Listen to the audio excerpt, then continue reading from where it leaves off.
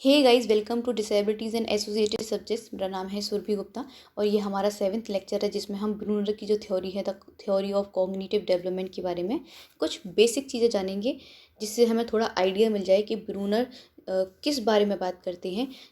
इनकी थ्योरी को हम हिंदी में संरचनात्मकता या कहें कि निर्मितवाद या जेरोम ब्रूनर का संरचनात्मक अधिगम सिद्धांत के नाम से भी इसको हम जानते हैं। अगर आपने पहली बार हमारे चैनल पर विजिट किया है तो चैनल को सब्सक्राइब करना ना भूलें, और अगर आपको वीडियो पसंद आता है तो आप इसको लाइक कीजिए और अपने दोस्तों के साथ शेयर कीजिए।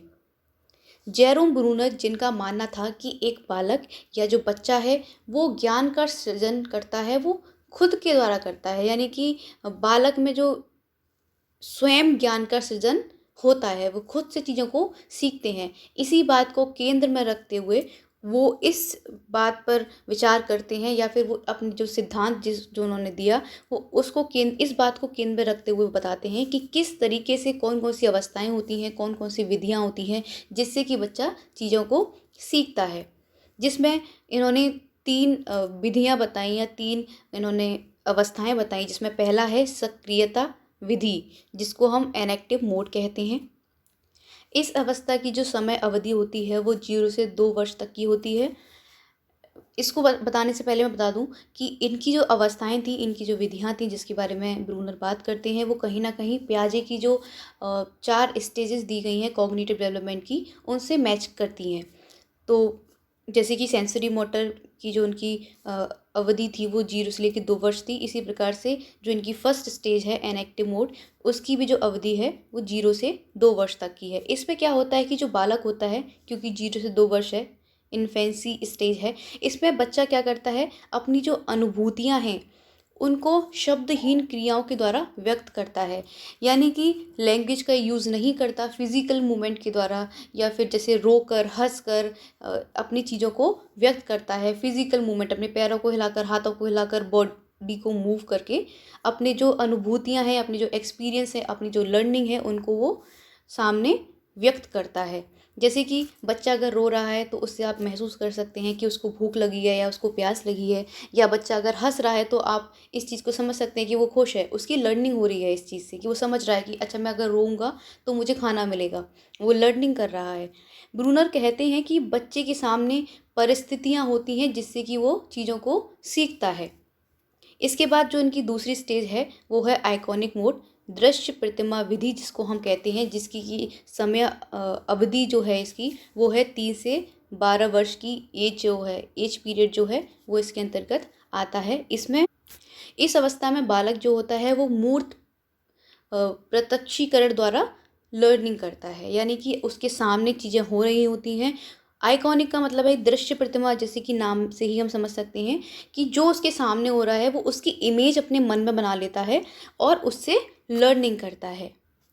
जैसे कि मान लीजिए इस बच्चे को ब्लॉक बिल्डिंग, मतलब ब्लॉक से बिल्डिंग बनाना सिखाया जाता है, तो उसके सामने करके आप दिखा रहे हो तो उसकी लर्निंग यहाँ पे इस तरीके से होगी, वो सीख रहा है देखकर, सामने मूर्त, यानी कि उसके सामने ही वो क्रियाएं हो रही हैं और उनको देखकर वो सीख रहा है। जैसे कि जो पियाजे की जो स्टेज थी कॉन्क्रीट ऑपरेशनल, उसमें भी हम इसी के बारे में बात करते हैं कि जो मूर्त क्रियाओं से बच्चा सीखता है। इसके बाद हम बात करते हैं थर्ड स्टेज की, जिसको हम सिंबॉलिक मोड कहते हैं, जिसको कि हम चिन्ह आधारित अधिगम की अवस्था भी कहते हैं, जिसका जो काल होता है वो 12 वर्ष के बाद में होता है। जो कि पियाजे की जो लास्ट स्टेज थी फॉर्मल ऑपरेशनल, उससे मैच करती है, जिसमें कि बच्चा क्या होता है कि चिन्हों या प्रतीकों या कहें कि अमूर्त चिंतन के द्वारा चीज़ों को सीखता है। इसमें क्या करता है, बच्चा भाषा का इस्तेमाल करता है और अपने जो अनुभव हैं उनको शब्दों में व्यक्त करता है। जैसे कि उसका लाइफ में कोई एक्सपीरियंस रहा हो, उसको वो किस तरीके से माइंड में चीज़ों को चिंतन करके, उसका इमेजिनेशन करके किस तरीके से वो चीज़ों को सोचता है, उसको वो भाषा के द्वारा व्यक्त करता है। अमूर्त चिंतन की जब हम बात करते हैं तो एब्स्ट्रैक्ट थिंकिंग, यानी कि दिमाग में ही चीज़ों को सोच समझ लेना, किस तरीके से चीज़ें हो रही हैं, हर चीज़ का सामने होना बहुत ज़रूरी नहीं होता है। जैसे कि आपने देखा होगा फिजिक्स के जो थ्योरम्स होते हैं, मैथ्स की जो कैलकुलेशन होती है, वो सारी चीज़ों को माइंड में ही कर लेना। या प्रैक्टिकल की बात करते हैं तो कोई भी उनका एक्सपीरियंस रहा हो, अच्छा एक्सपीरियंस रहा हो या बुरा एक्सपीरियंस रहा हो, उसको भाषा में व्यक्त करना। तो ये सारी चीज़ें इस सिंबॉलिक मोड में आती हैं। जैसा कि आप यहाँ देख सकते हैं कि बच्चा है जो चेस खेल रहा है, तो इसमें उसको एक तो ये दिख भी रहा है, लेकिन वो दिमाग में तो कर रहा है ना कि मैं कौन सी चाल चलूँगा तब मैं जीतूँगा। तो ये सारी चीज़ें एब्स्ट्रैक्ट थिंकिंग में आएंगी, जो कि थर्ड स्टेज में ब्रूनर की आती हैं। उसके बाद हम थोड़ा सा डिफरेंस समझ लेते हैं कि कौन किसके बारे में बात करता है। संज्ञानात्मक निर्मितवाद की जब हम बात करते हैं तो उसके प्रवर्तक जीन पियाजे कहे जाते हैं। इनके अनुसार क्या था कि बालक जैसे जैसे बढ़ता है तथा वातावरण के साथ अंतःक्रिया करता है।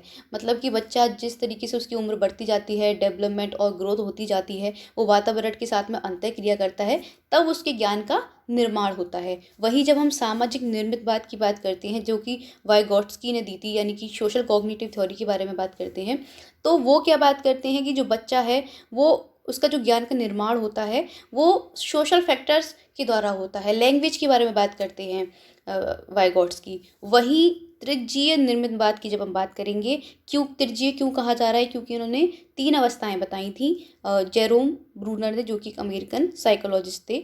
इनके अनुसार क्या था कि ज्ञान व्यक्तिगत रूप से निर्मित होता है, जो कि बालक को विशिष्ट परिस्थितियों में प्रदान किया जाता है। जैसा मैंने आपको बताया कि निर्मितवाद हम इसको कहते हैं, यानी कि क्या है कि बच्चे अपने ज्ञान का निर्माण स्वयं करते हैं।